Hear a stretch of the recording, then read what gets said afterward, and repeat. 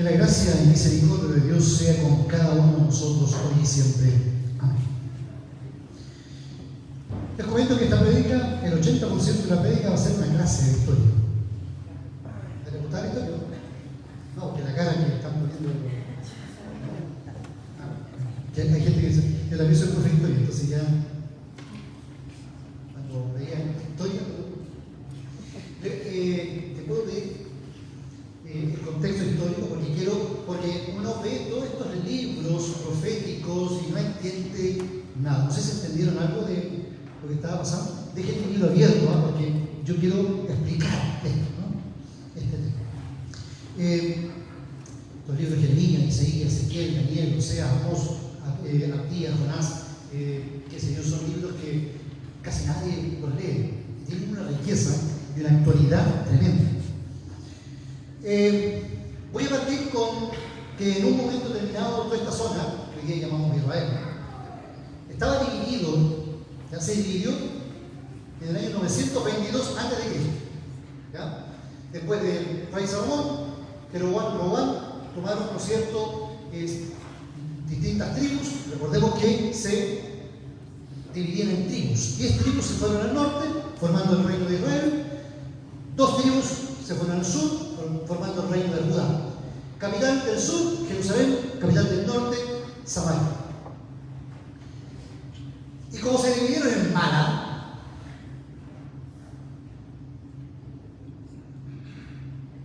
la relación entre hermanos pesa. O sea, cualquier cosa que suena a algún tipo de casualidad, ¿no? Más encima, había un reino que estaba gobernando en ese momento que alcanza a ver arriba Imperio Sirio. ¿Sí? Un poquito más allá, saliendo del cuadro, está Nínive. Y resulta de que el reino de Israel se había empezado a globalizar, voy a decir así, a globalizar, a permitir que influencias extranjeras llegaran, penetrar en la fe, que significa en el alma del pueblo. Y cuando uno habla de Israel, o sea, son muy conservadores, muy fundamentalistas, ¿no es cierto? Entonces, que de repente comenzaran ellos a tener influencias religiosas externas, era complicado entenderlo. Por ejemplo, que empezaran a aparecer dioses paganos en el pueblo, que empezaran a hacer rituales, inclusive sacrificios humanos,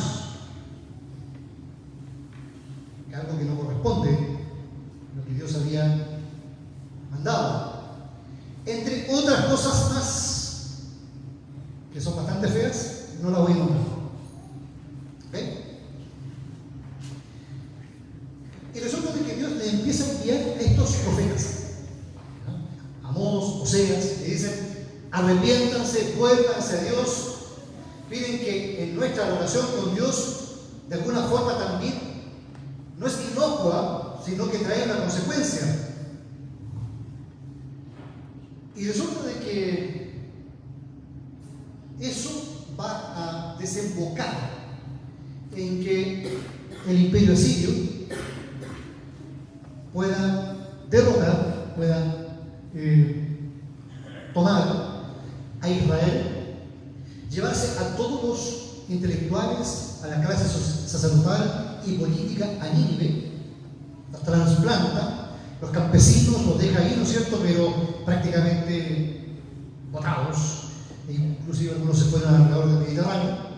¿Ya? Aquí me estoy saltando muchas cosas, así que por favor, si alguien me dice: oiga, pastor, pero pasó esto, muchas cosas. Y desapareció el reino de Israel. ¿Estamos? En un momento determinado, eso que está en el sur desapareció. Era la nada misma, terreno de nadie, o mejor dicho, del imperio sirio.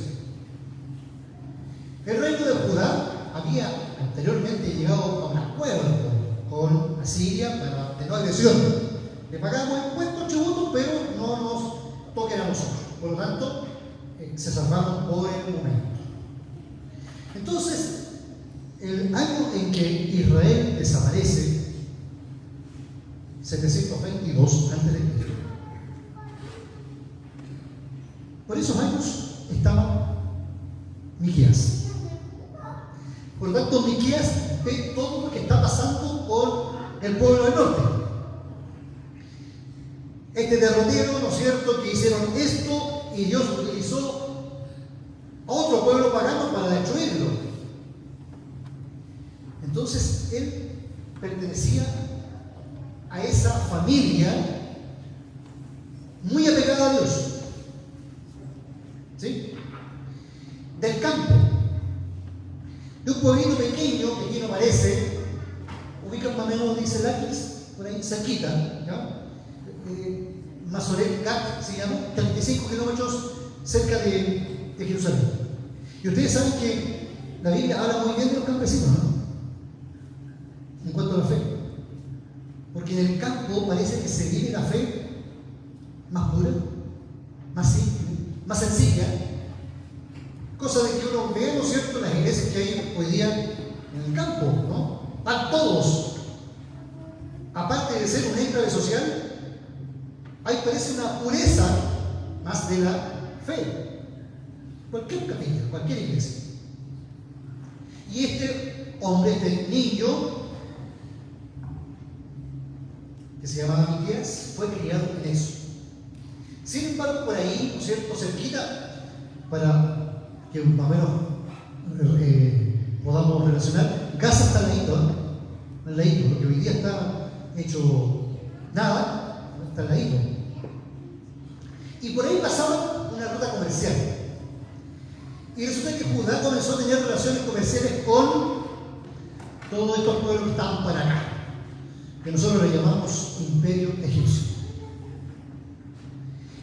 Y resulta de que comenzó a ver cómo desde esta carretera comercial internacional comenzaron a llegar diferentes influencias. Y no solamente influencias, ideologías. Y no solamente ideologías, otras fe, otros dioses. ¿A dónde iban? A la capital. Paréntesis respecto a la capital. ¿Ustedes saben lo que significa para los judíos Jerusalén? ¿Sí o no?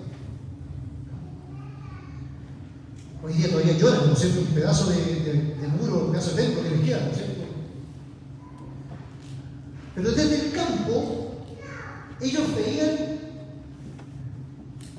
la capital Jerusalén como la madre y el templo como en el lugar sagrado donde Dios mismo estaba. Bajaba la gloria de Dios en el templo. Por lo tanto, todo el mundo quería ir a Jerusalén. Todos estos pueblos ahí alrededor, ¿no es cierto?, los musulmanes, ¿dónde van? A la Meca. Y el tema es que se infiere, ¿no es cierto?, que fue, y comienza a ver el descalabro religioso que estaba sucediendo en Jerusalén. Y resulta de que se estaban portando tan mal que hasta las estatuas te está pasando lo mismo que en el norte. Y como él sabía, y la historia se repite porque el ser humano es el único, tropeza dos veces en la misma vida. A pesar de haber tenido la elección de sus hermanos del norte, acá estaba pasando exactamente lo mismo. Por lo tanto, Miqueas les dice, ¿cómo? Si ustedes se fijan, en el capítulo 3, un versículo antes, los recrimina y les dice, por lo tanto, por culpa de ustedes, Sión será como un campo arado, Jerusalén quedará en ruinas, y el monte del templo se volverá un matorral. Fuerte, no va a quedar nada. Su ciudad capital iba a quedar totalmente en ruinas. ¿Sucedió eso? Sí, 586 a.C. Nabucodonosor, el imperio neobabilónico. Pero esa es una historia posterior. Él lo profetiza ya. Y resulta de que, quiero volver un poco al tema de la capital, porque resulta de que siempre nosotros, como seres humanos, tendemos a tener o a buscar estos íconos. Que cuando yo vaya ahí realmente voy a ser feliz, voy a ser completo, ahí voy a encontrar toda la sabiduría, ahí en las montañas, ¿no es cierto?, de India, voy a encontrar la esencia. Yo me acuerdo que esto también le pasó a Lutero, no sé si Lutero estaba tambaleando su fe en ese momento en la iglesia del momento, ¿cierto?, la iglesia católica. Y para reforzar su fe, ¿dónde lo mandan?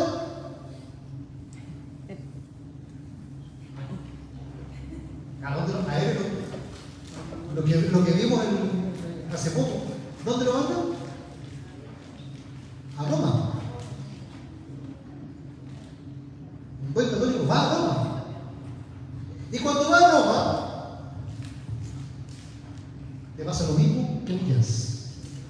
Se desilusiona completamente. ¿Por qué?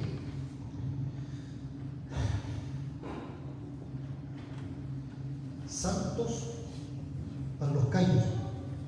No me estoy olvidando, ¿cierto?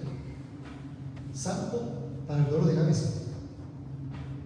Burdeles para los sacerdotes.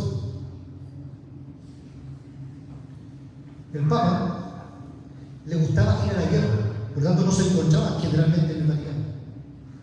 ¿Querías comprar salvación o querías que tu antepasado que ya había fallecido pase del purgatorio al cielo? Compra, paga. La salvación era pagar. Después se tocó con el tema de la indulgencia, otro tema, por eso que para nosotros los luteranos la salvación no se vende, es gratis, por gracia, eso significa.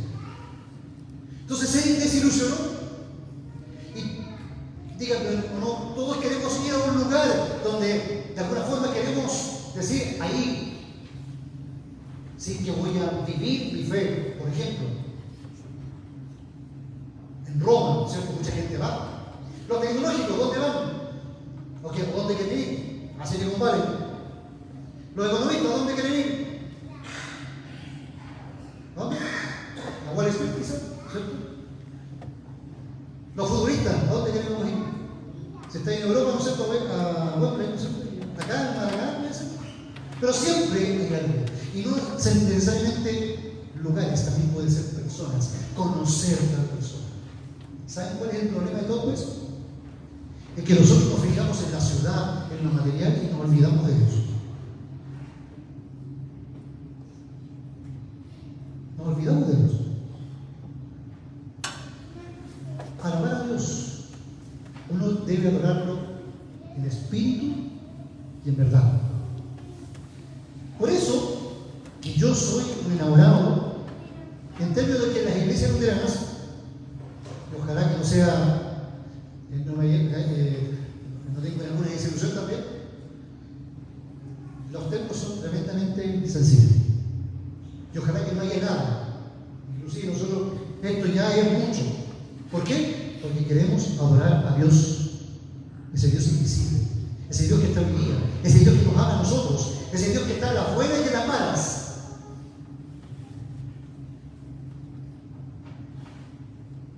Sin embargo, Miqueas no se queda con decirme, miren, la ciudad se va a destruir, sino siempre todos estos libros tienen un fin bueno, o sea, la restauración del pueblo. Siempre Dios les dice, aunque pases lo que pases, yo te voy a levantar. Por ejemplo, el pueblo de Israel en el desierto de Sinaí, ¿se acuerdan? ¿Qué es lo que esperaban ellos? Llegar a la tierra prometida, donde Dios los levantaría. Y efectivamente Dios los levantó.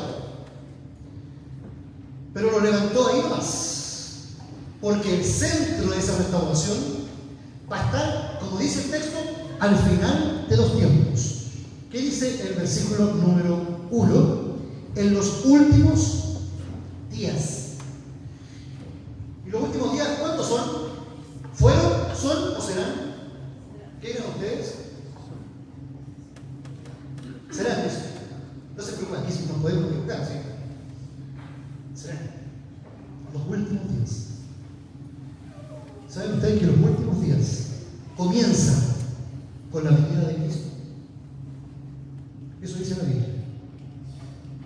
Comienzan desde el momento en que Cristo nace en Belén, comienza ya la cuenta regresiva. Claro, uno dice, llevamos 2000 años.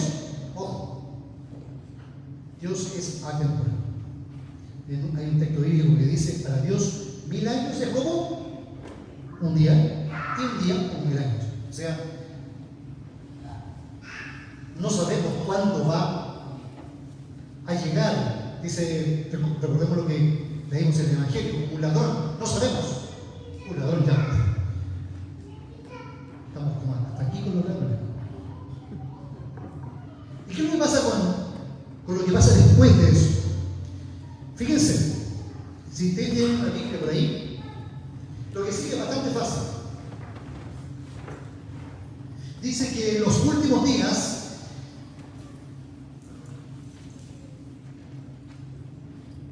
será puesto sobre la cumbre de las montañas, salirá por encima de las colinas, los pueblos marcharán al templo del Señor. Y muchas naciones se acercarán diciendo, vengan, subamos al monte del Señor, y Dios mismo nos instruirá en sus caminos. Dios mismo nos instruirá en sus caminos. Esta es una palabra profética que nos proyecta. Miqueas, 722 años antes de Cristo, nos proyecta a Cristo. Dice que en Jerusalén Dios va a instruirnos. ¿Se acuerdan ustedes cuando Cristo cumplió 12 años? ¿Ese episodio? De repente se desapareció del lado de los paganos. ¿Dónde lo encontraron? En el templo, muy bien. ¿Qué estaba haciendo? Enseñando la Biblia. 12 años. ¿Sí? Sí, era normal.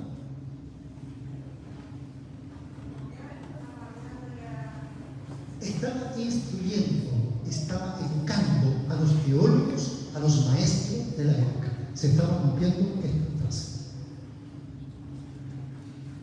12 años.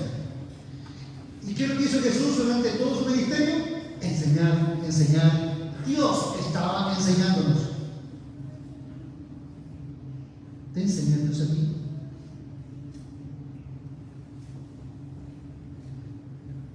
Porque si Dios te enseña es para tu vida en particular, pero también cómo vivir mejor en esta tierra.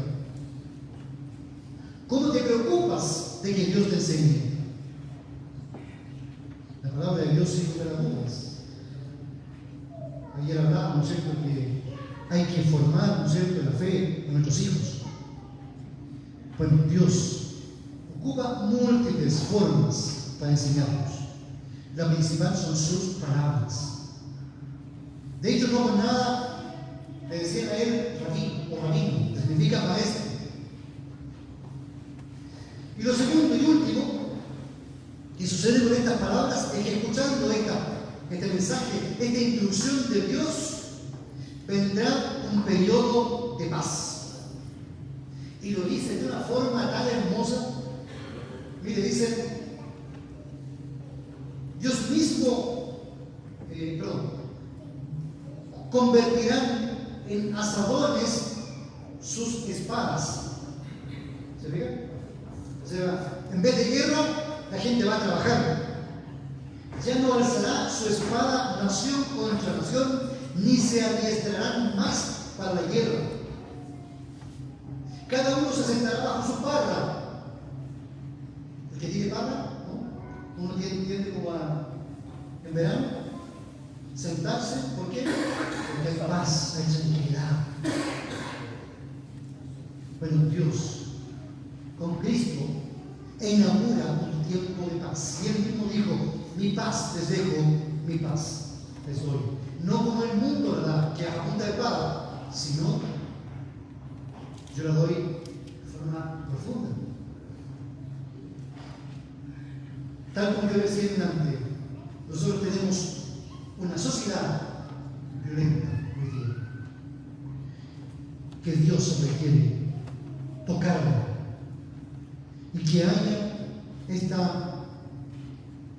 promesas, esta restauración.